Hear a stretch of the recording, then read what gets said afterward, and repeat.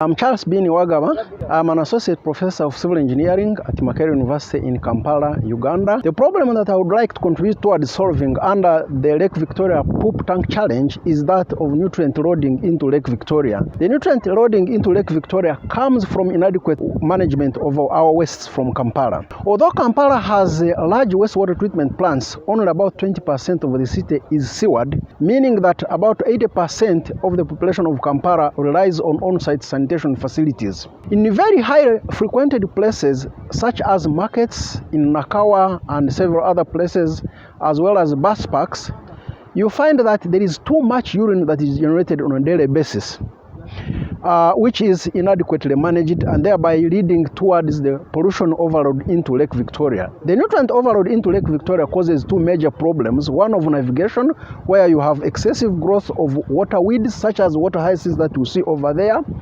as well as excessive growth of algal blooms, which cause problems of water quality. Moreover, the intake point for the three big water treatment plants in Kampala is located only at about 4 kilometers away from the point of discharge of the pollutants from Kampala. The innovation that I would like to pursue is that of producing a high-quality solid fertilizer from urine. Urine is the largest fraction that contributes to excessive nutrient loading into Lake Victoria.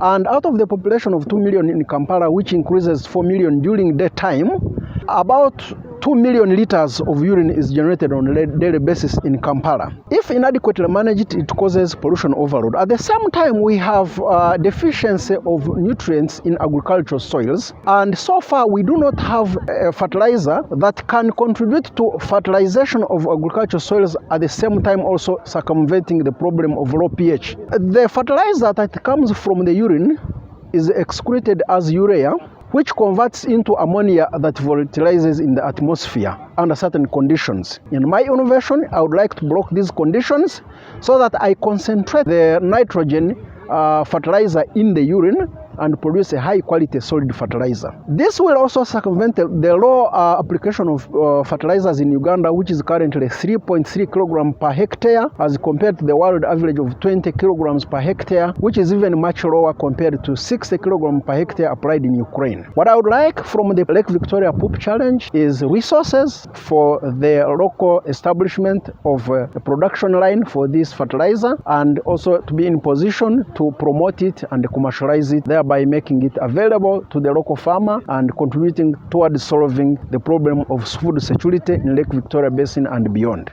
Thank you very much. On the site, first of all, we make sure that every operator has a PPE. Everyone who is around the toilet has to put on PPE, mask, gloves, everything. When everyone is properly dressed, we start emptying. With emptying, we start with hooking. It's a metallic pipe with some hooks. It removes all the solid waste from the toilet. To every solid waste, we put in our small barrels. When solid waste is done in a toilet, we put in the gulper to pump out sludge. When you push it down, it collects sewage. When you pull up, it brings sewage direct to the outlet into the small barrel. When the small barrel is full, that's when we clean. We do disinfect the drum, the small drum, now ready to transport to the truck. We have to move properly so that we don't contaminate the neighbors. We transport the small drum to the big drums. Every big drum consists of 3 small drums. When the big drums are full, we close with the covers properly, now ready to transport. On the due course of emptying, we make sure that every operator is clean. We have to clean everything: hooks, gulpers, gloves, boats, together with disinfectants, so that the community is not contaminated with our operations. When the toilet is fully emptied, we have to make sure that the toilet is clean, even beyond how we found it. We clean the toilet, disinfect the toilet, so that the users find the toilet fully clean and has no problem with it. Before going to the emptying ground, we make sure that every operator has to be with 2 pairs of overalls. One overall is used during emptying process. Another overall we put on when we are moving to the dumping site. We have to remove the overall which we've used to empty, because on the way we do interact with the other people. Some people do ask about our businesses, they ask for business cards, they ask for many things. On the due course of transportation of sewage from the site up to the dumping site, we make sure that an operator has to be back on the track, because on the way there is the roads we pass, they are too bad. So we have to make sure that someone has to sit behind to protect the drums, not to cause spillage on the way coming to the dumping site. The solid waste we brought, we have to remove. We do wash ourselves, we do, that's where we finish everything.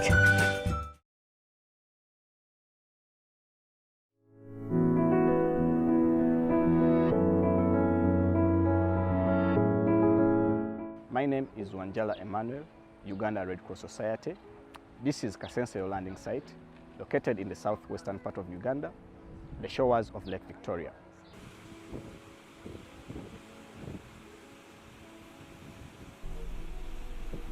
This landing site is a home of over 15,000 Ugandans, and they have only 5 communal latrines, and right behind me is one of them. Now, this landing site has a problem of poor sanitation.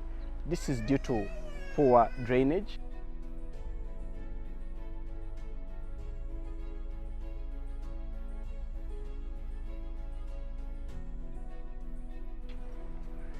Poor garbage disposal, and also low coverage of the latrine.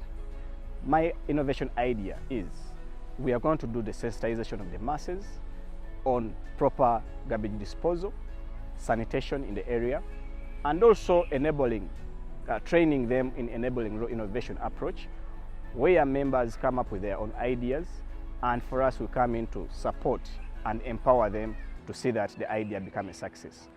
We are going to work with the local government to see that the program is sustainable to the public, and also think about enabling, think about involving protection of gender and inclusion, so that everyone idea can come in.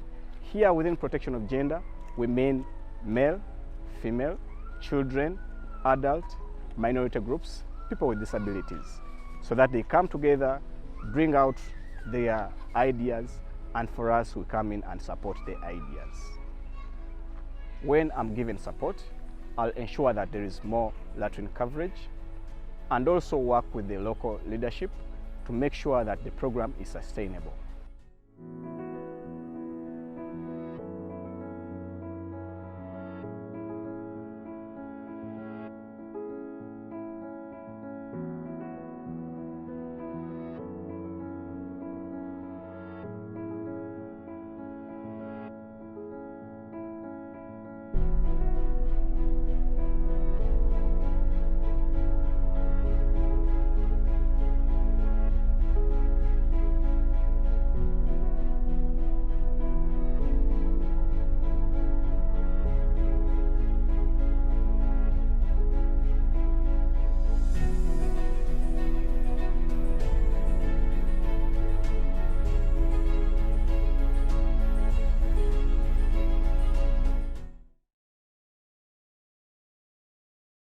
Lake Victoria, being a transboundary water body, serves Uganda, serves Tanzania, serves Kenya. Right now I'm standing at the source point, whereby the wastewater or any other contaminant that is from the city suburb, Kampala and the surrounding areas is entering Lake Victoria from. And as you can see, for example, the contaminants, more especially Lake Victoria being subjected to organic pollution, has resulted into water hyacinth, and this affects the quality of water body, putting a lot of chemicals in the water, and also affecting the quality of fish, the aquatic life. And this in turn affects the livelihood of the East Africans. And we think that it is very important, it should be treated with urgency, that this water should be protected from all this pollution. As we've seen already from the source, where the contaminants are entering Lake Victoria, now here we have solution available. This system is called constructed wetland system, but we decided to put it container-based so that it is versatile in a way of operation. Anyone can be able to have it. The system is nature-based, low-tech, low-energy, low-cost system, whereby the nature-based system is allowed to filter water and treat it without usage of chemical. And in this system, all the wastewater or water treatment systems are made in one. The biological system, the chemical system, and the physical system. The system has the following advantage. One, it has got low operational cost. Two, it does not require chemical application. Three, you don't need high technology to maintain it, and its operation cost is very, very low. And it can be deployed for family use, for industrial use, and for public use in terms of treatment capacities. Now, for the case of Lake Victoria, we can be able to employ it on a larger scale to an estimate of treating about 1 million liters per day. When we succeed in the Sanitation Innovation Fund, we will set up pilot water treatment facilities at the entrance point where huge volumes of contaminants are entering Lake Victoria. We will also use the fund for setting up sensitization activities so that communities around these water bodies within Lake Victoria area will be sensitized on safely managed sanitation. And then we'll also use the fund for improving research and monitoring of the project activities. And we think if a mentor is assigned in that specific field, that will be a great deal to us during that process. Thank you. Let's build safe poop tanks around Lake Victoria using this innovation called low-cost precast modular toilets. The innovators are Engineer Pete Salian and me, Chubuka Ambrose Wembabazi. Water quality in Lake Victoria has continuously deteriorated. Among the causes is the worsening sanitation situation in low-income settlements in Kampala and other cities like Jinja here. The unlined pit latrine is the prevalent sanitation technology in the low-income settlements, and these constitute majority of the population in the larger town. The risk of fecal contamination of the groundwater from unlined pit latrines is high, where groundwater tables are low, eventually leading to the eutrophication of the water bodies and the lake.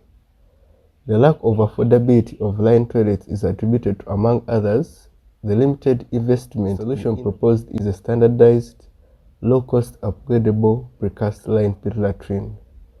Its modular design means that the toilet can be upgraded from a dry pit latrine to a power flush toilet linked to a septic tank using the same superstructure and substructure. The innovation is centered on two components. The first is to replace the current design of the squatting slab with a base slab and a removable squatting slab to ease emptying operations. The second modification is the placement of a T-pipe section in the pit to facilitate future conversion.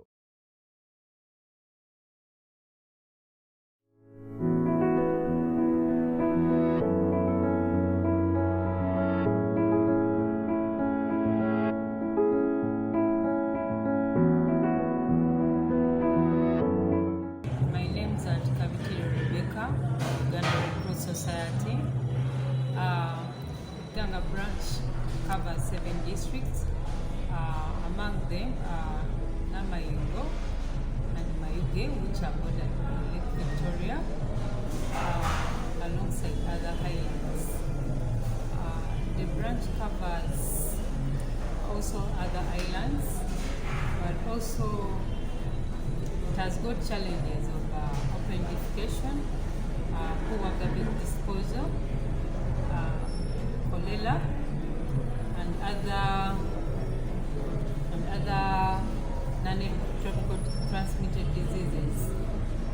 Almost 97% of cholera outbreak is prevented by taking safe and clean water, which is not contaminated with fisheries. When you look at this landing site, Mayuge, there are a lot of fishermen and people. However, they are faced with challenges of non-tropical diseases. Our innovation is to develop a cobalt tool to enable collecting data, to enable households, mapping out of households, and also make referrals in case of anything. 2, to make community sensitization through music, dance, and drama, but also considering protection, gender, and inclusion at the center of everything.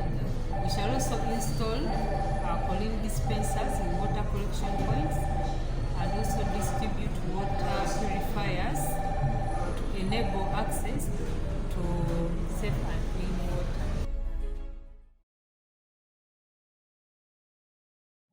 Ladies and gentlemen, my name is Mkunde Juliet. I'm a Ugandan. I'm a journalist by profession. I'm working in sanitation space, working with a company called Share Care Cleaning Services Uganda Limited, dealing in fecal sludge management, that is removing, transporting, and safe disposal of hazardous waste.